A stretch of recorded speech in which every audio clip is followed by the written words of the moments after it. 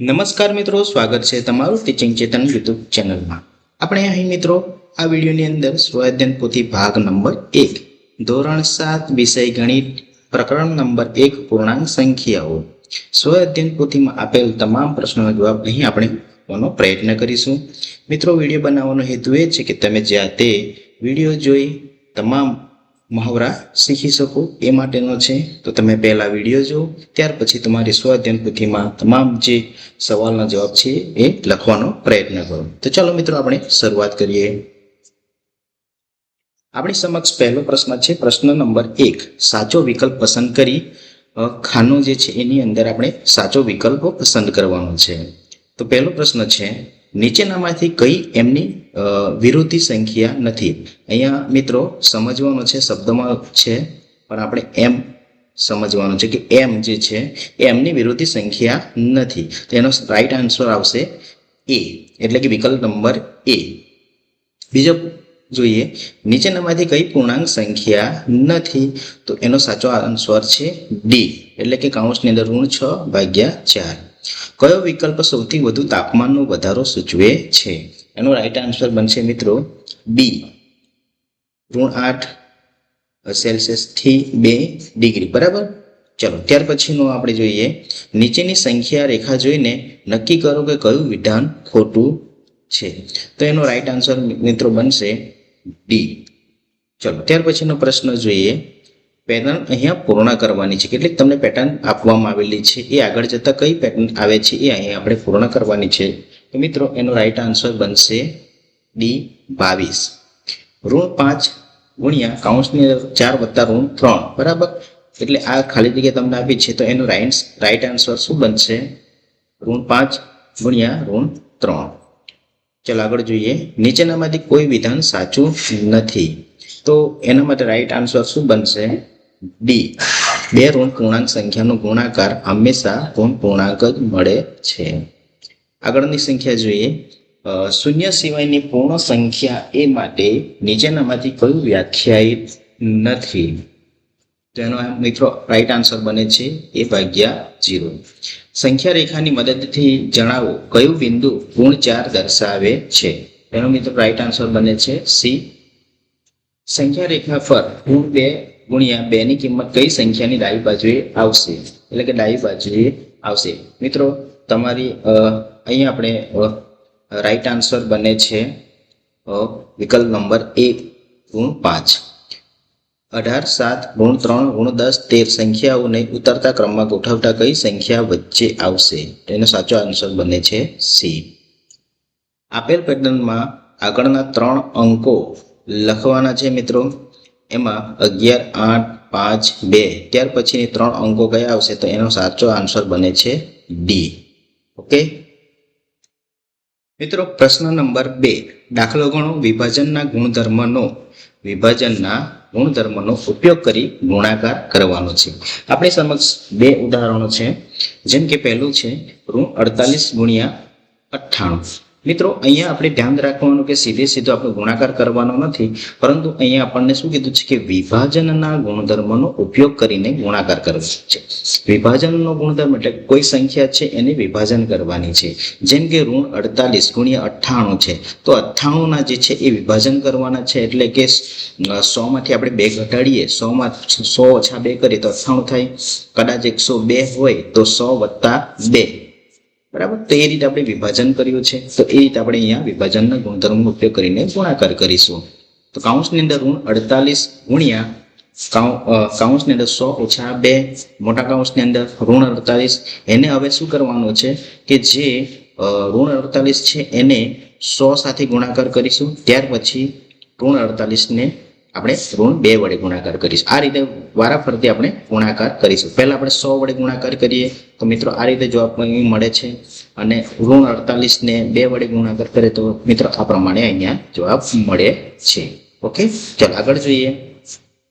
હવે જે ઋણ 48 ને 100 વડે ગુણાકાર કરતા આપણને અહીંયા કૌંસની અંદર ઋણ 4800 જવાબ મળે છે। ત્યાર પછી ઋણ 48 ગુણ્યા 2, બરાબર। તો આનો જવાબ આપણને મળે છે, કેટલો મળે છે? ઋણ 96 મળે છે। પરંતુ મિત્રો યાદ રાખવાનું છે આપણે કે જ્યારે ઋણ 96 મળે અને એની આગળ પણ ઋણ હોય તો એ સંખ્યા કેવી બની જાય છે? ધન બની જાય છે। એટલે અહીંયા આપણે ઋણ +96 લખ્યા છે।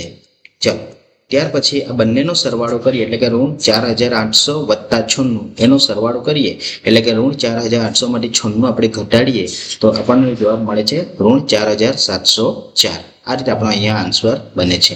ત્યાર પછીનો બીજો પ્રશ્ન જોઈએ તો ઋણ 15 × 12 + 12 × ઋણ 35। હવે અહીંયા તમે જોઈ શકો છો કે 12 છે એ 12 વડે ઋણ 15 નો ગુણાકાર થાય છે અને 12 વડે ઋણ 35 નો ગુણાકાર થાય છે। એટલે કે બંને સંખ્યા વડે 12 12 નો ગુણાકાર થાય છે તો આપણે 12 ને એક આપણે આ જે 12 છે એને આપણે સામાન્ય તરીકે લઈ લઈશું। સામાન્ય મતલબ કે કોમન, એટલે કે જે સંખ્યા વડે બંને સંખ્યાને ગુણી શકાય એવી સંખ્યા જે હોય એને આપણે કૌંસની બહાર લઈ લઈશું। એટલે એનો મતલબ થાય છે કે 12 ને આપણે ઋણ 15 સાથે પણ ગુણી શકાય અને 12 ને ઋણ 35 સાથે પણ એક સાથે ગુણી શકાય એવી અવસ્થામાં આપણે અહીંયા સ્થાન મૂકીશું। જેમ કે 12 જે છે 12 વડે ઋણ 15 ને પણ ગુણી શકાય અને 12 વડે ઋણ 35 ને પણ ગુણી શકાય એવી રીતે એક જૂથમાં આપણે અહીંયા લખવાનો પ્રયત્ન કર્યો છે। મિત્રો આ રીતે લખી ત્યાર પછી 12 અને બંનેનો આપણે જે ઋણ છે એ ઋણમાં જો ઋણ સંખ્યા છે જેથી કરીને આપણે ઋણ મૂક્યા છે ઋણ 15 અને ઋણ 35। હવે જ્યારે ઋણનો જ્યારે હોય છે સરવાળો અથવા બાદબાકી તો આપણને જવાબ મળે છે ઋણ 50। ચાલો ત્યાર પછી 12 અને ઋણ 50 બંને એકબીજાના સહગુણક છે જેથી કરીને બંનેનો ગુણાકાર કરતા 12 અને ઋણ 50 નો ગુણાકાર કરતા જવાબ મળે છે ઋણ 600। નેક્સ્ટ પ્રશ્ન જોઈએ પૂર્ણાંક સંખ્યાઓની એક એવી જોડી લખો કે જેનો ગુણાકાર ઋણ 24 અને તફાવત 10 થાય છે। તો મિત્રો આમ તો 24 ગુણાકાર કરતા આપણને જોઈ શકીએ છીએ અહીંયા કે 24 × 24 પણ થાય છે, પરંતુ આપણને અહીંયા સવાલ એ છે કે તફાવત બંનેનો તફાવત 24 અને 1 નો તફાવત કેટલો મળવો જોઈએ? 10 મળવો જોઈએ। એટલે કે આ બની શકે એમ નહીં। 2 × 12 એટલે કે 12 × 24 એ પણ થાય છે, પરંતુ બંનેનો 12 અથવા 2 માંથી ઘટાડો કરીએ તો પણ 24 ગુણાકાર કરતા 24 મળે છે પરંતુ તફાવત મળતો નથી, એટલે એ પણ આવી શકે નહીં। હવે જોઈએ 3 અર્થાત 24 બરાબર 8 માંથી 3 ઘટાડો અથવા 3 માંથી 8 ઘટાડો તો પણ આપણને જવાબ 10 મળે નહીં, એટલે આપણને નહીં આવી શકે। 6 ચોક 24 ગુણાકાર મળે છે। હવે જ્યારે 9 માંથી 4 ઘટાડીએ અથવા 4 માંથી 6 ઘટાડીએ બરાબર તો પણ આપણને 6 મળે નહીં, પરંતુ આપણે એવી સંખ્યા અહીંયા 4 અને 6 ને એવી બનાવવાની છે કાં તો એક ધન સંખ્યા અને એક ઋણ સંખ્યા લઈ શકીએ। જેમ કે અહીંયા આપણે જોઈ શકીએ છીએ કે જ્યાં 4 અને ઋણ 6 લેવાના, એક સંખ્યાને આપણે ધન લઈ શકીએ અને બીજી સંખ્યાને ઋણ 6 લેતા। હવે જો આપણે 6 અને 4 સાથે ગુણાકાર કરતા 24 તો મળે છે ઓકે, પરંતુ આપણને જવાબ કેવો મળવો જોઈએ? ઋણ 24 મળવો જોઈએ। તો એક સંખ્યા ધન લઈએ અને બીજી સંખ્યા ઋણ લઈએ, એક સંખ્યા ધન છે બીજી સંખ્યા ઋણ લઈએ છીએ। આ એક આપણો નિયમ છે કે કોઈ પણ એક પૂર્ણાંક સંખ્યા ધન પૂર્ણાંક હોય અને બીજી સંખ્યા ઋણ પૂર્ણાંક હોય તો જવાબ આપણને ઋણ પૂર્ણાંક મળે છે। તો અહીંયા આપણને એક સંખ્યા એટલે કે 4 ધન પૂર્ણાંક સંખ્યા છે અને ઋણ 6 એ ઋણ પૂર્ણાંક સંખ્યા છે, બંનેનો ગુણાકાર કરતા ઋણ 24 મળે છે, એટલે કે ઋણ 24 મળ્યા।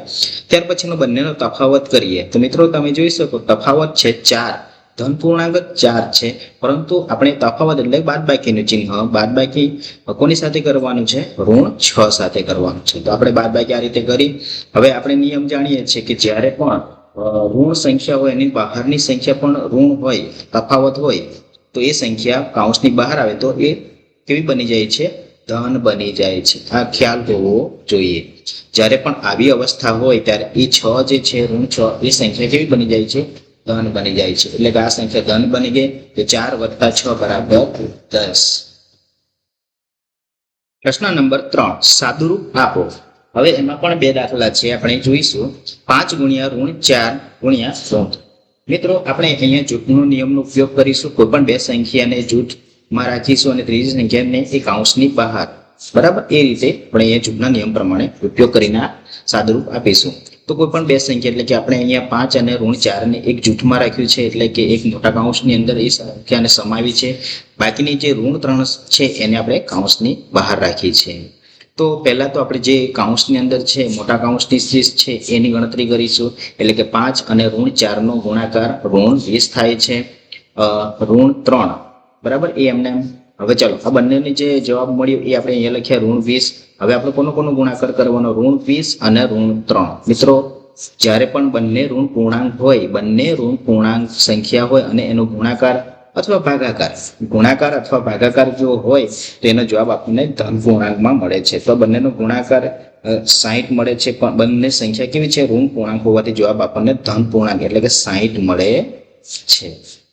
બીજો પ્રશ્ન જોઈએ, -5 ગુણ્યા -6 ગુણ્યા -4 ગુણ્યા -8. મિત્રો જો તમામ સંખ્યા ઋણ પૂર્ણાંક છે. આપણે મિત્રો હવે શું કરીશું કે બંનેના બે સંખ્યાના જૂથ પાડીશું, બરાબર, બે સંખ્યાના જૂથ પાડીશું એટલે કે બંને સંખ્યા ઋણ પૂર્ણાંકનો ગુણાકાર ધન પૂર્ણાંક મળે છે. મિત્રો આપણે બે સંખ્યાને જૂથમાં લીધી છે એટલે કે મોટા કૌંસની અંદર અલગથી લખી છે. તો જ્યારે આ -5 અને -6 નો ગુણાકાર કરીએ તો આપણને 30 મળે છે, અને -4 અને -8 નો ગુણાકાર કરીએ તો 32 મળે છે. મિત્રો હવે જ્યારે આ બંને સંખ્યા ધન પૂર્ણાંક મળી ગઈ તો બંનેનો ગુણાકાર કરતા આપણને શું જવાબ મળે છે, 960 જવાબ મળે છે. આગળનો પ્રશ્ન જોઈએ, સાદુરૂપ આપો. પ્રશ્ન નંબર 1, -18 ભાગ્યા મોટા કૌંસની અંદર -15/5. હવે મિત્રો પહેલા તો સૌપ્રથમ આપણે શું કરીશું, સાદુરૂપ આપતી વખતે ખાસ ધ્યાન રાખીશું કે જે કૌંસમાં જે હોય સંખ્યા એની પહેલા ગણતરી કરીશું. કૌંસની અંદર જે પણ સંખ્યા હોય એની પહેલા ગણતરી કરીશું. અને આપણે જે ભાગુ સભા જે નિયમ છે એના આધારે પણ આપણે સાદુરૂપ આપવાનો પ્રયત્ન કરવાનો હોય છે. પરંતુ અહીંયા એવી કોઈ સંખ્યા છે નહીં, આપણને ફક્ત ભાગાકારનો નિયમ પ્રમાણે છે તે આપણે જોઈએ. તો પહેલી સંખ્યા -18 છે એ એમને આપણે રાખીશું. પહેલા તો આપણે શું કરીએ, જે કૌંસ હોય છે એ કૌંસની ગણતરી પહેલા કરવાની હોય છે. તો આપણે અહીંયા મોટો કૌંસ પણ લખી શકીએ અહીંયા. ચલો મિત્રો હવે અહીંયા સમજીએ કે -15/5. એક સંખ્યા ઋણ પૂર્ણાંક છે અને બીજી સંખ્યા ધન પૂર્ણાંક છે. હવે એનો ભાગ ચલાવીએ તો જવાબ આપણને ઋણ પૂર્ણાંક મળવો જોઈએ. જો બંને ઋણ પૂર્ણાંક હોય તો જવાબ ધનમાં મળે છે, પરંતુ એક સંખ્યા ધન હોય અને બીજી સંખ્યા ઋણ હોય તો જવાબ જે પણ મળે એ શેમાં મળશે, ઋણમાં મળશે. તો મિત્રો અહીંયા આપણે અંશ અને છેદનો ભાગ ચલાવીએ તો 5×15. હવે મિત્રો અહીંયા એક ઋણ સંખ્યા હોવાથી જવાબ ઋણમાં મળે છે, જે અહીંયા તમે જોઈ શકો, -3. -18 ભાગ્યા -3. ચલો મિત્રો હવે -18 ભાગ્યા -3 બંને સંખ્યા કેવી છે, ઋણ પૂર્ણાંક છે. તો જવાબ જે પણ મળે એ શેમાં મળશે, ધનમાં મળશે. હવે ઋણ પૂર્ણાંક હોય, ભાગાકાર હોય કે ગુણાકાર, એ સંખ્યા કેવી બની જાય છે, ધન પૂર્ણાંક બની જાય છે. મિત્રો આ યાદ રાખીશું અને એનો બંનેનો ભાગ ચલાવતા જવાબ જે પણ મળે એ કયો મળશે, 6 મળશે. ચલો બીજો પ્રશ્ન જોઈએ, -21 ભાગ્યા -7/3. આમાં પણ આ જ પ્રમાણે નિયમ છે. પહેલા તો જે કૌંસમાં આપેલી સંખ્યા છે એની ગણતરી પહેલા કરીશું, ત્યાર પછી બહારની ગણતરી સાથે એનો જવાબ મેળવીશું.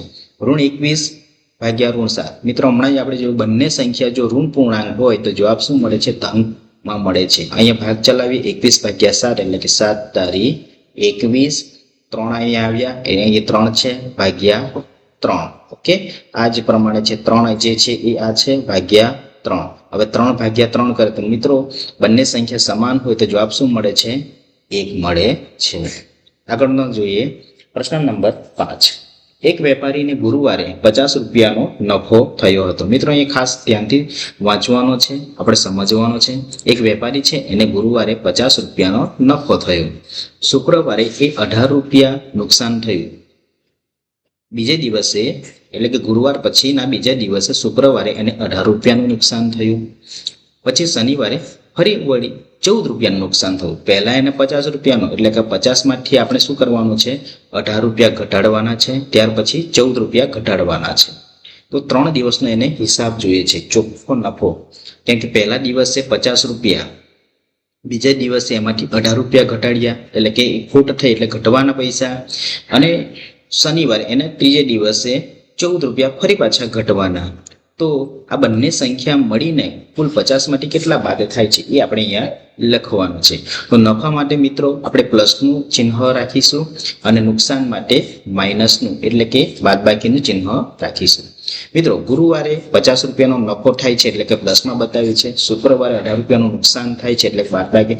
જો નુકસાન થાય તો બાદ થવાના ને ઘટવાના પૈસા, શનિવારે 14 રૂપિયાનું નુકસાન થાય છે.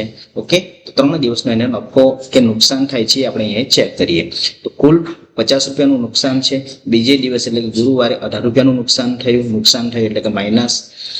શનિવારે પણ 14 રૂપિયાનું નુકસાન થયું એટલે કે એ પણ માઇનસ. તો બંને માઇનસ થઈને કુલ કેટલા રૂપિયા ઘટ્યા? એટલે કે બંને થઈને કુલ કેટલા ઘટ્યા? તો ઋણ 32 રૂપિયા ઘટ્યા. હવે જે 50 રૂપિયાનો નફો તેમાંથી ઋણ 32 ઘટ્યા હતા એને આપણે બાદ કરીએ તો જવાબ મળે છે 18 રૂપિયાનો નફો. એટલે કે એને 50 માંથી 18 રૂપિયા એની પાસે બચે છે. વળી જે 18 રૂપિયા છે એ 14 રૂપિયા એ તો બાદ થઈ ગયા, તો એની પાસે 50 માંથી કેટલા બચવાના? 18 રૂપિયા બચે છે. પ્રશ્ન નંબર 6. 50 પ્રશ્નોની કસોટીમાં વિદ્યાર્થીઓને દરેક સાચા જવાબ માટે 2 ગુણ અને દરેક ખોટા જવાબ માટે ઋણ 2 ગુણ અને દરેક પ્રયત્ન ન કરેલ જવાબ માટે 0 ગુણ આપવામાં આવેલ છે. આ કસોટીમાં યશને 94 ગુણ મળેલા છે. તો યશના સાચા જવાબ અને ખોટા જવાબની શક્યતાઓ જણાવો. મિત્રો, અહીંયા પણ આપણે ખાસ સમજીશું. સાચા જવાબ માટે 2 ગુણ આપવામાં આવે છે. સાચા જવાબ માટે 2 ગુણ આપવામાં આવે છે અને દરેક ખોટા જવાબ માટે કેટલા? દરેક ખોટા જવાબ માટે ઋણ 2 ગુણ. માની લો કે તમારા 3 સાચા પડ્યા તો એના કેટલા મળે છે? 3 દુ 6 ગુણ મળે છે. કદાચ તમારા 4 ખોટા પડ્યા તો 4 ઋણ 2 એટલે કે ઋણ 8. બરાબર? તો એ રીતે ગણતરી થાય છે. તો મિત્રો, અહીંયા આપણે એ સમજવાનું છે કે કુલ સાચા કેટલા છે? કુલ સાચા છે, સાચો જવાબ છે ના એ સાચા કેટલા છે એ પહેલા તો આપણે ગણતરી કરીશું. તો મિત્રો, સાચો જવાબ શોધવા માટે આપણે શું કરીશું? જે પણ સાચો જવાબ છે એને આપણે માની લઈશું x ગુણ્યા 2. બરાબર? કુલ ગુણ કેટલા મળ્યા છે? 94. હવે 94 ભાગ્યા 2 કરીએ તો આપણને સાચા કેટલા છે એ જવાબ મળી જાય છે. એટલે કે એ યશના 47 જવાબ સાચા હોઈ શકે. આ હોઈ શકે બોલું છું મિત્રો, હોઈ શકે નહીં પણ, કારણ કે અહીંયા આપણને શક્યતાઓ પૂછી છે. તો જુઓ, એના જો 47 સાચા જવાબ હોય તો કેટલા પ્રયત્નો કર્યા હોય? બરાબર? 47 જવાબ સાચા હોય તો એણે 3 પ્રયત્નો કર્યા. એટલે કે 47 ક્યારે આવે છે?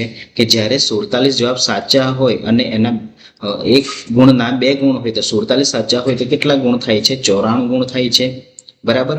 તો પછી પ્રયત્ન ન કર્યા હોય એટલે કે પ્રયત્ન ન કર્યા હોય તો એનો તો 0 ગુણ છે. એટલે કે પ્રયત્ન 3 ગુણ એણે પ્રયત્ન કર્યા જ નથી. કુલ પ્રશ્ન 50 છે, એમાંથી 48, 49 અને 50 એટલે કે 3 પ્રશ્નો પ્રયત્ન કર્યા જ નથી. તો એના ગુણ કેટલા મળવાના?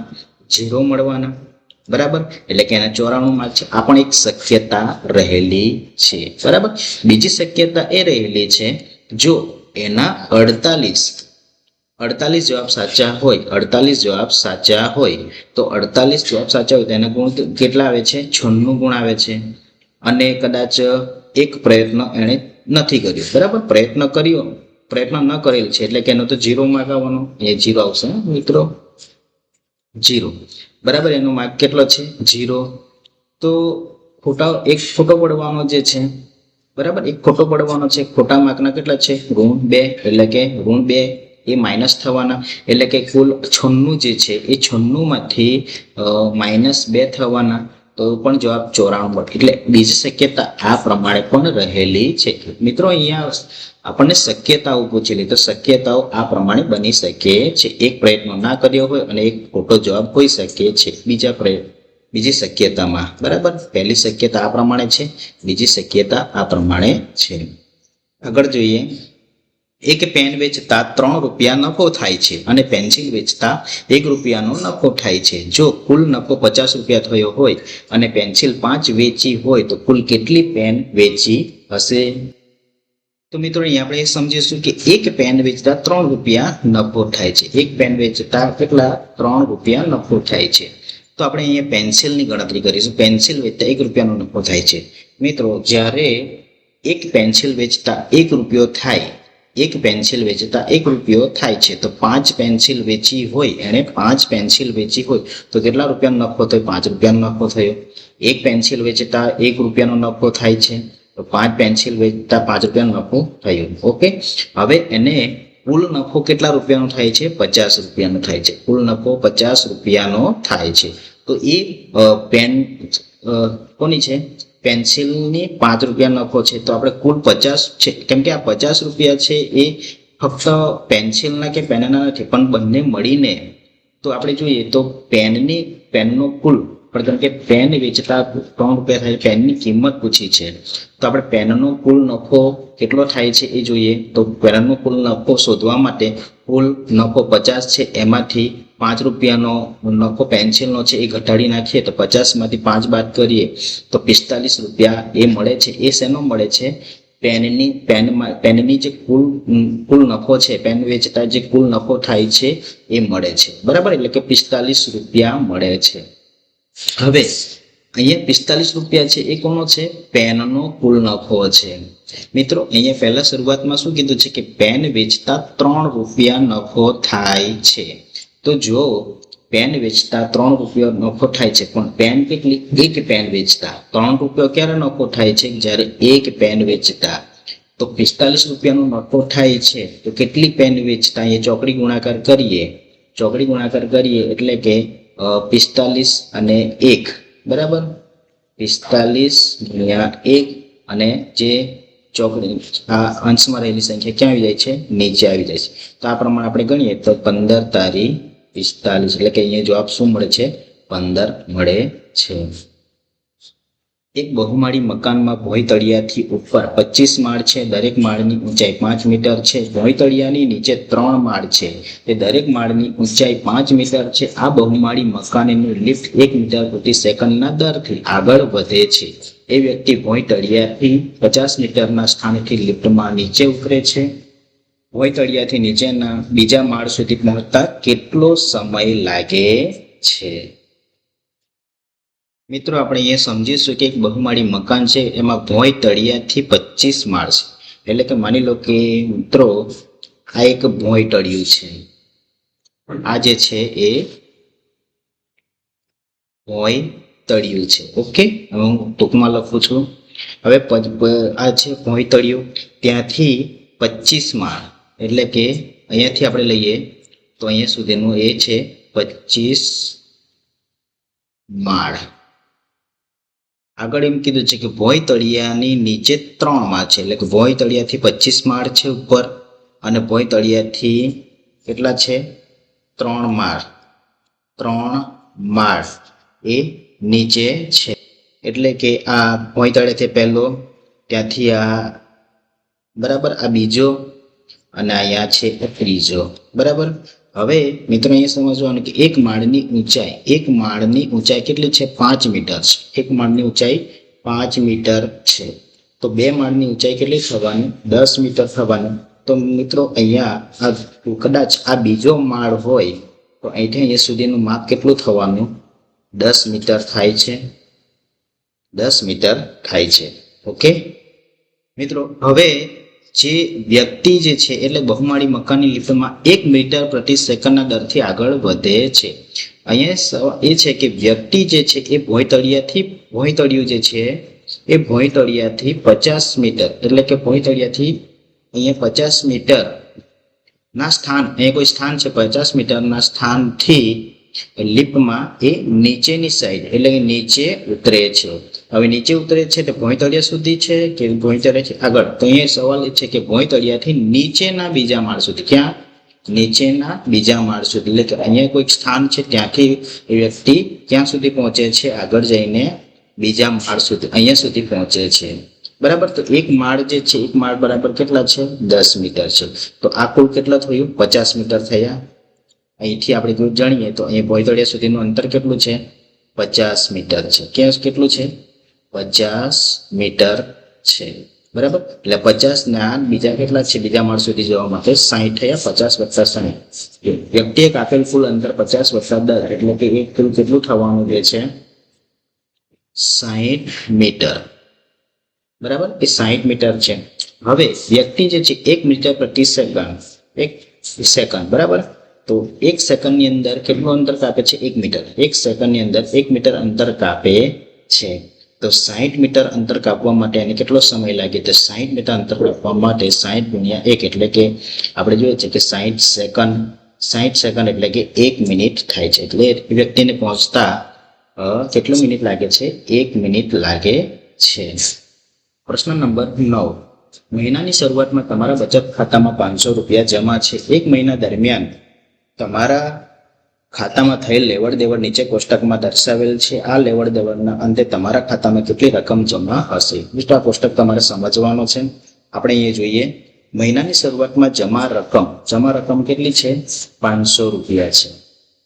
મહિના દરમિયાન જમા કરેલ રકમ 200 + 150, એટલે કે મહિના દરમિયાન એને જમા કેટલી કરી છે? આ જમા છે એ 200 અને આ 150 એને શું કરી છે? જમા કરી છે. એટલે કે 300 રૂપિયા તો 350. મહિના દરમિયાન ચૂકવણી બરાબર.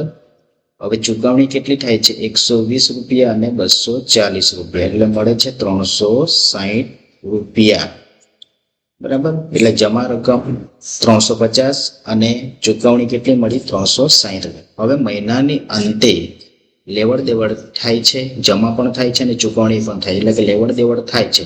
અંતે તમારા ખાતામાં કેટલી રકમ જમા થાય છે? તો મહિનાની અંતે જે જમા રકમ બચત જે કેટલી છે? 500 રૂપિયા, એમાં જમા થઈ છે 350 અને ચૂકવણી થઈ છે 360. જ્યારે બંનેનો સરવાળો કરીએ છીએ આપણે અહીંયા મિત્રો અહીંયા જે છે એ માઇનસનું ચિહ્ન આવશે, કારણ કે એ ચૂકવણી કરી છે એટલે માઇનસ થશે. તો 500 વત્તા 350 ઓછા 360. 360 ને 350 બાદ કરતો 10, એટલે કે 10 રૂપિયા બાદ ઓછા થવાના બરાબર. એ -10 જે એ છે એનો જવાબ મળે છે, એટલે કે 500 ઓછા 10 બરાબર 490 રૂપિયા.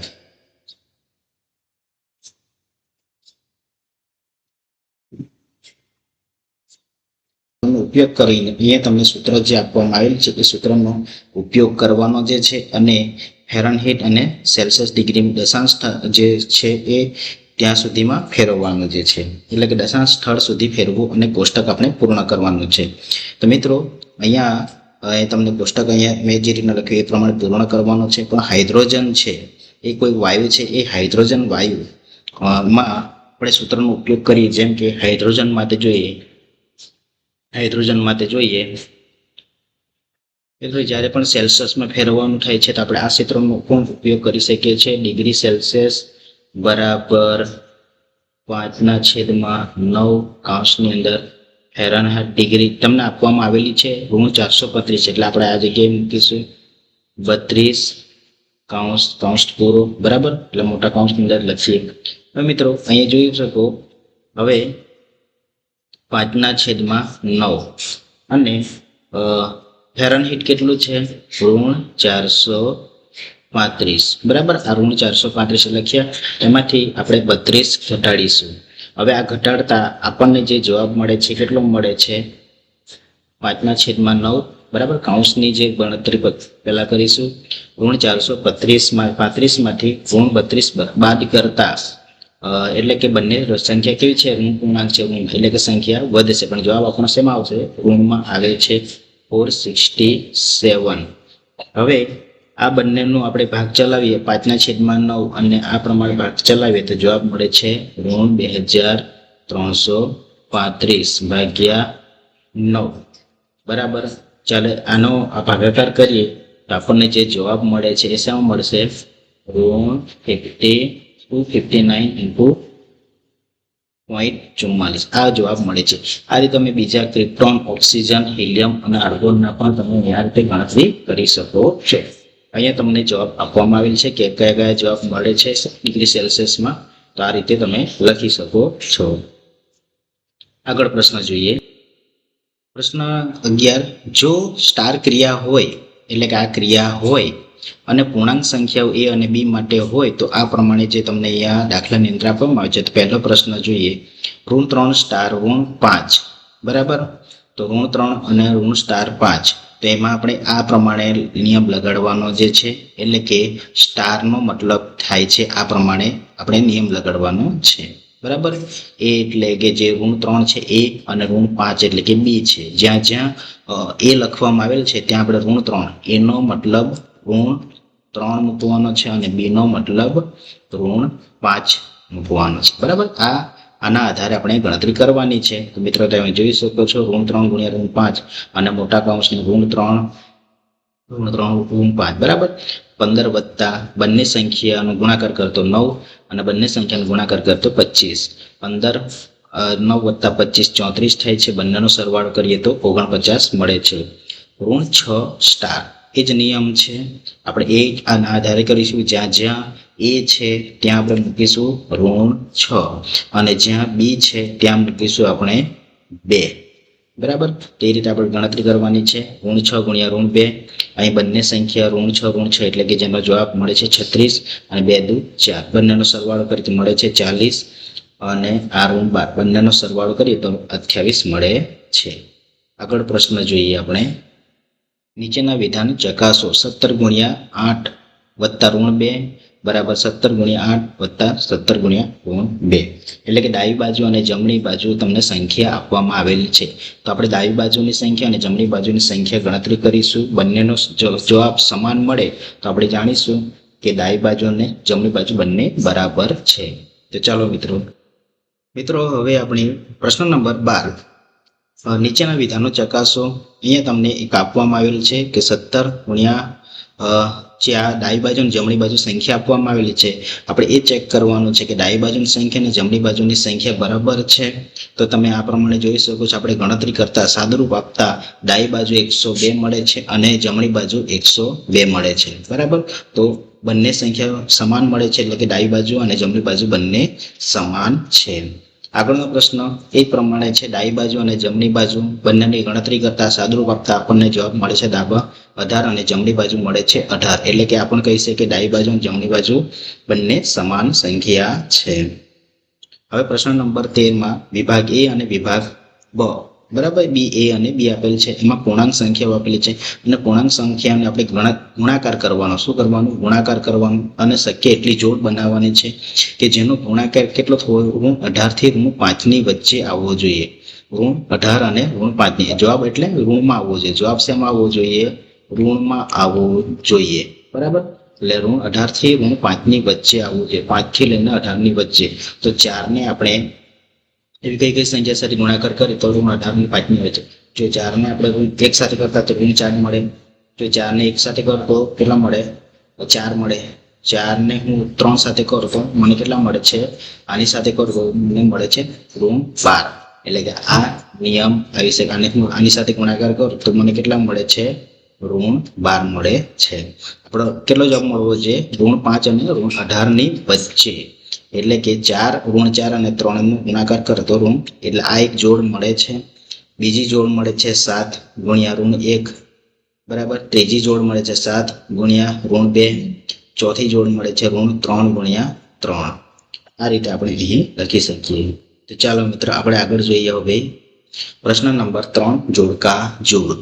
અહીંયા તમને જોડકા તમારા સ્વાધ્યાય પોથીમાં આ રીતે આપ્યું હશે. એમાં આ જવાબ લખવાનો રહેશે. તો ગુણાકારની તટસ્થ સંખ્યા આપણે આમાંથી શોધીને લખવાની છે. ગુણાકારની તટસ્થ સંખ્યા છે 1. ઓકે. તો આ રીતે અહીંયા આપણે લખી નાખીશું. ઋણ a ગુણ્યા 1 એટલે કે આનો જવાબ મળે છે ઋણ a ભાગ્યા ઋણ b નો જવાબ મળે છે ઋણ a ભાગ્યા b. ઋણ a ભાગ્યા ઋણ b નો જવાબ મળે છે a ભાગ્યા b. a ગુણ્યા b વત્તા c એટલે કે આ પ્રમાણે મળે છે. વિદ્યાર્થી મિત્રો, તો આ રીતે આપણે સંપૂર્ણ કોષ્ટક પૂર્ણ કરવાનું છે. ત્યાર પછી આગળ જોઈએ. હવે મિત્રો તમારે જાતે કરવાનું છે.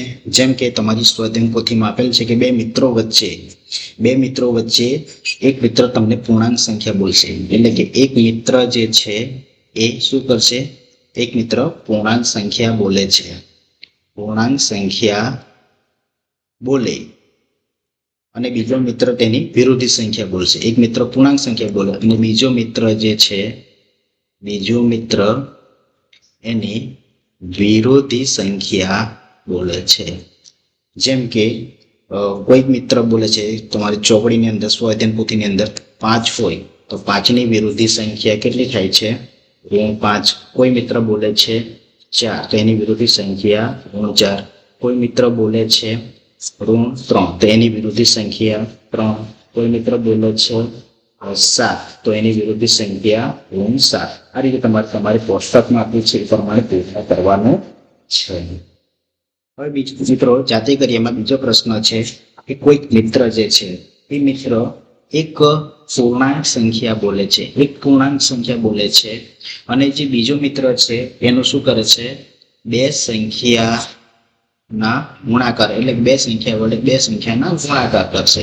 જેમ કે ઉદાહરણ તરીકે તમારી સ્વાધ્યાય પોથીની અંદર જે આપવામાં આવે છે એ મુજબ લખીએ તો -24. તો મિત્ર -24 બોલે છે, તો 24 ક્યારે આવે કે જ્યારે આપણે 12 × 24, બરાબર, કે 12 × 24, પરંતુ એ ઋણ છે એટલે જવાબ કોઈ પણ એક ઋણમાં આપણે લખી શકીએ. કોઈક સંખ્યા આપણે લખીએ છીએ -18, બરાબર. તમારું જે સ્વાધ્યાય પોથીની અંદર જ આપેલું છે ગુણાકાર સ્વરૂપમાં લખવાની છે -6/3. કોઈક સંખ્યા આપણે હવે લખીએ જેમ કે 22, તો 22 એટલે કે -22 બોલે છે કોઈક મિત્ર, તો એને ગુણાકાર સ્વરૂપે લખવું હોય તો 11 × 22, બરાબર. 11 × 22 એટલે કે આપણે બે નો ઉપયોગ કરવાનો છે, બે સંખ્યાના ગુણાકાર વડે આપણે ગણતરી કરવાની છે.